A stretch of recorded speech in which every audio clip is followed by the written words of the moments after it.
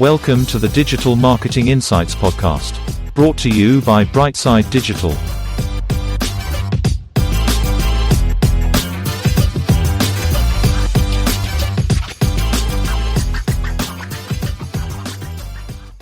Hi everyone, welcome to the show. I'm delighted to say we have Lisa today, who's a digital consultant. How are you doing, Lisa? Good, Tom. How are you? Yeah, very good, thank you. Lisa, can you tell our audience a little bit about yourself and your career to date, please? Yeah, absolutely. First of all, Tom, thanks so much for having me today on the show. I'm delighted to be here and chat with you.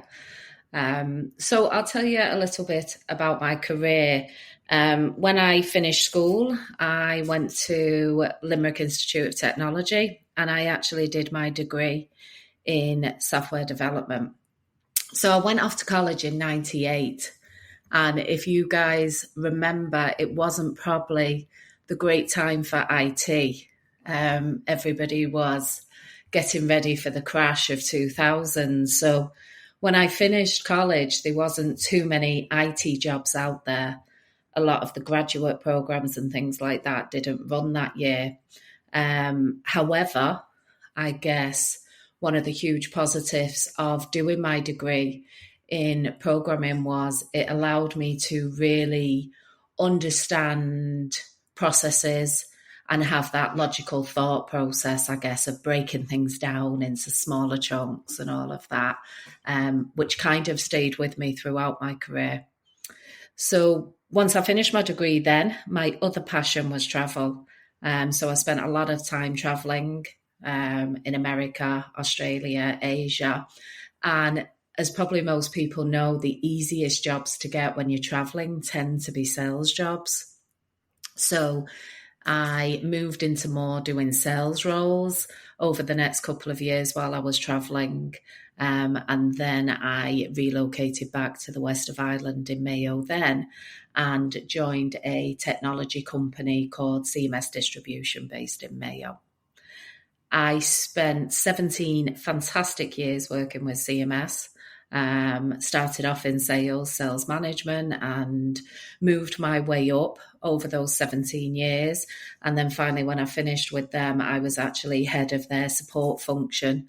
CMS had grown immensely over that time to become a global company. So most of my experience was actually working with them over those years during different acquisitions and growth periods and things like that. And I would have managed a number of different support functions, so finance, customer service, sales, purchasing over that time. So that had been the majority of my career up until COVID. And then I guess COVID brought a lot of changes for a lot of people, and I was one of them. I made a decision that I didn't want to come out of COVID the same way I went in. And I turned 40 during COVID as well. So I felt it was time to try and do something new. I felt if I didn't try and branch out and start my own company now, that I might never do it. So yes, I left my role and I started my own digital consulting company, Enhance Consulting. So yes, that's what I've been doing now for the last 18 months, is developing my own digital consulting company. Love it. And Lisa, obviously digital consulting covers several areas, but what do you see as your main strength nowadays, and how can you help maybe some of our listeners? Yeah, so as you said, I think at the moment, the word digital is thrown about there a lot. It's a real buzzword, and it is kind of, well, what does it mean? Because it does have lots of different meanings to different businesses, because, businesses are on their own digital journey, and that journey could be different across every business. So where I mostly work is in the place of trying to digitize processes. So it's working with a business, first of all, to say, okay, what technology systems do we have in place, if any, at the moment? So what's our sort of digital maturity level? And outside of that, then it's going, well, how well are these systems working for us? Are they integrated together? Are they talking to each other? Do we still have a lot of paper-based or time-consuming processes in there as well? And then it's working with that company to come up with a digital plan to how we can improve those processes using their current technologies in place or investing in newer technologies as well. Brilliant. And can you give an example of maybe in your recent work of a campaign or some work that you've done that you deem really successful and you're really happy with? Yeah, and it's funny because, as part of one of the great things about my role is I get to go around and meet so many of these fantastic businesses that we have in Ireland. And you get to see most of the businesses do have the same issues. So most businesses are facing the same issues. And that's one thing I'd say to business owners. You may think that it's just you that might not have your data to hand, or you might be still using a lot of paper. It's the same in a lot of businesses. I go into some businesses and they could have invested heavily in an ERP system and they're still using paper, or they've still got repeated processes happening, so it's not always that combination of just technology on its own that's going to fix the problem for you. You have to look at the process and you have to look at the people as well. And it's kind of a combination of the three together. So getting the right culture fit, getting the right training in place in terms of the organisation, and then obviously getting your processes defined, people trained up correctly on them. And then finally, the technology is like the icing on the cake to getting it right. So just in terms of an example of what I had recently, which was fantastic for both me and the company I was working with, they had come to me and they were looking to digitize a process. So they had a paper-based process and they were looking to actually put it onto a digital platform of some kind. And this company has a number of people that work on the roads and they do various work, and they are filling in health and safety forms when they're out on these jobs. They are also getting information about maybe what stock to use when they're out on these jobs and how to carry out the job in particular. So what they were doing in the office was they were printing what they referred to as their job packs. So they had somebody in the office printing out a job pack and handing them out on a Monday to the guys that would come into the office, and the guys would hold on to them job packs all week, travel around the country and do the jobs and fill in the job packs as they went. Now, as you can probably see, there's a couple of challenges to doing that. One, they don't have the data back in the office until the following week because it's all on a paper based. And secondly, when it's just a paper form and people can write in whatever they may like, you end up with inconsistencies in your data as well, because you just have general user error with spelling mistakes and things like that. And people's perceptions maybe are different also. So there was those issues that when those forms were coming back to the office, the data wasn't exactly great. And of course, then it meant somebody in the office had to scan them in, save them, or, even type the information up into a spreadsheet. So we had to look at how we could possibly digitize this process for them. And they were using a CRM system that could be adapted to accommodate the process. But of course, what I've found recently is software subscriptions have become a little bit like our television charges. We used to just pay for, Sky possibly. And now how many television subscriptions do you have, Tom? Do you know, in terms of you may be paying for Netflix, you may be paying for Amazon Prime, Sky, and suddenly it's costing you quite a lot of money to watch television on a monthly basis. And I think that is becoming the same situation for some businesses, because there's some fantastic, cloud software as service technologies out there that do certain things. So you could maybe start purchasing a number of licenses to do all these different things. And then when you add them up, it does become quite costly. So when we were looking at the best way to put in a solution, when I was working with this company, I did look at what current software they were using. And as part of that, this company did obviously have, which most companies do, they had the Microsoft small business licenses, because most people purchase them because we use Outlook, we use PowerPoint, we use Microsoft Word, we use Excel. We use all those technologies, all those applications that we're very familiar with. But Microsoft has really upped their game in the last couple of years. And as part of those licenses, they now have some other applications that they refer to as their Power Platform. SharePoint, most people are kind of familiar with SharePoint because I think they moved a lot to the cloud now, obviously, with COVID and things like that.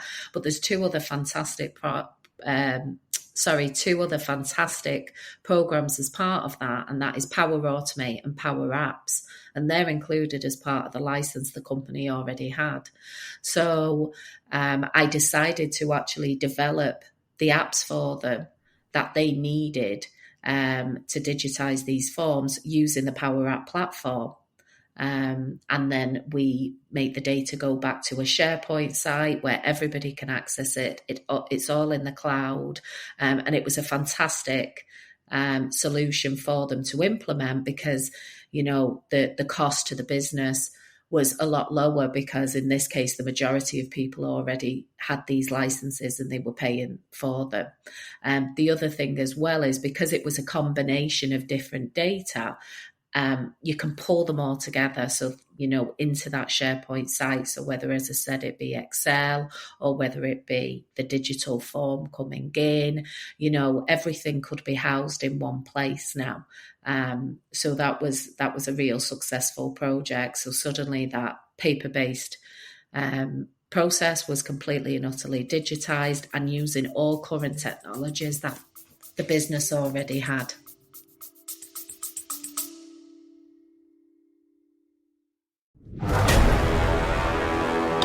Welcome, you and all. My name is Crispin Valentin. I am the host of the Global Latin Factor podcast, where we talk about Latino everything. I am an immigrant that became a citizen of the United States. I'm also an Army veteran, and I would like to welcome you to our podcast. I hope you enjoy all the episodes. In our podcast, we talk about Latino culture, Latinos in the community. We talk about food. Every contribution of the Latino culture, that's what we talk about. And I hope you enjoy the episodes that we prepare for you. Thank you very much.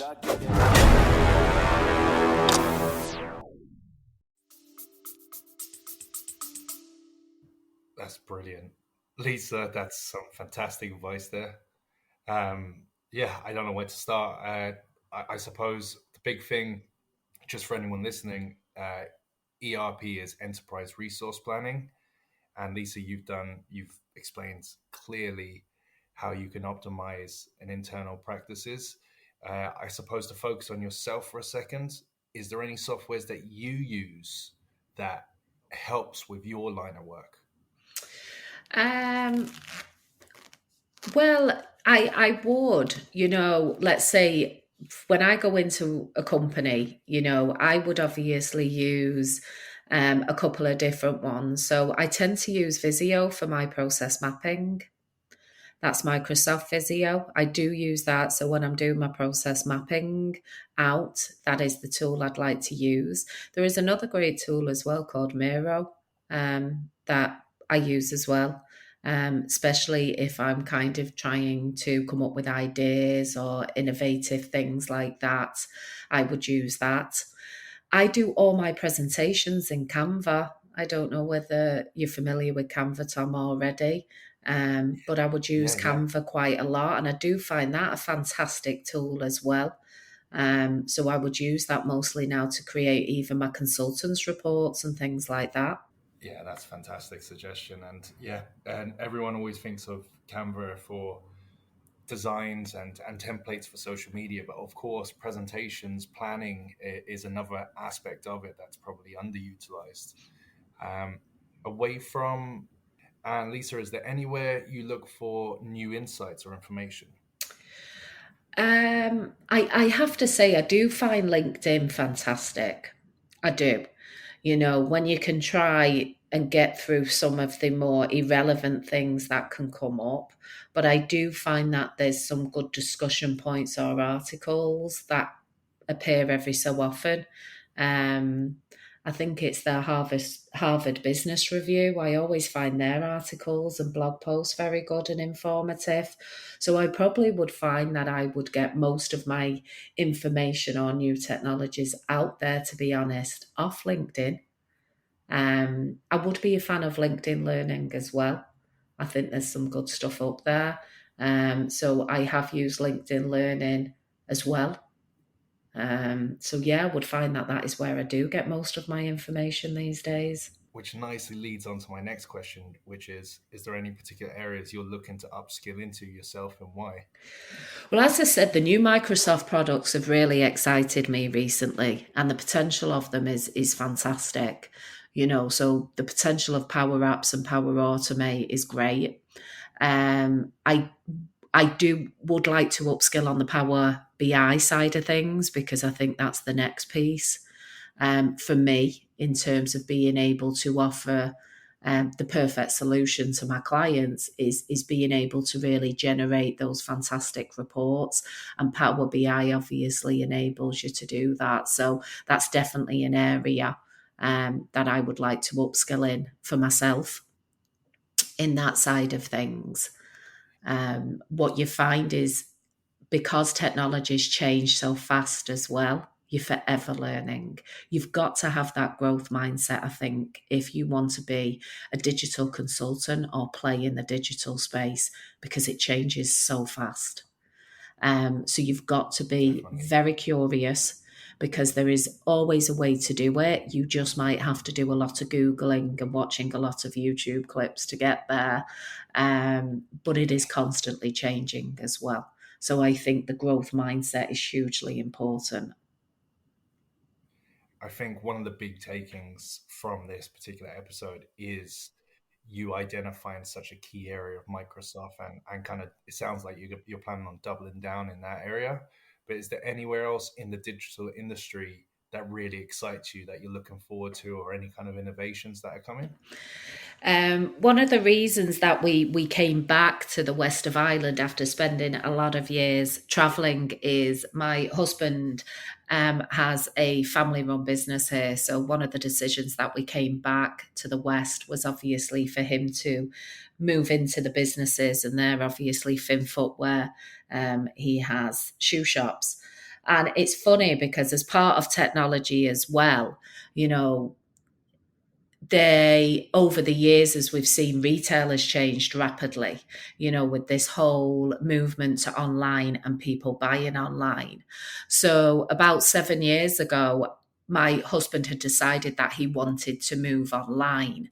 And like for so many businesses, it's a massive investment, web design is, for them.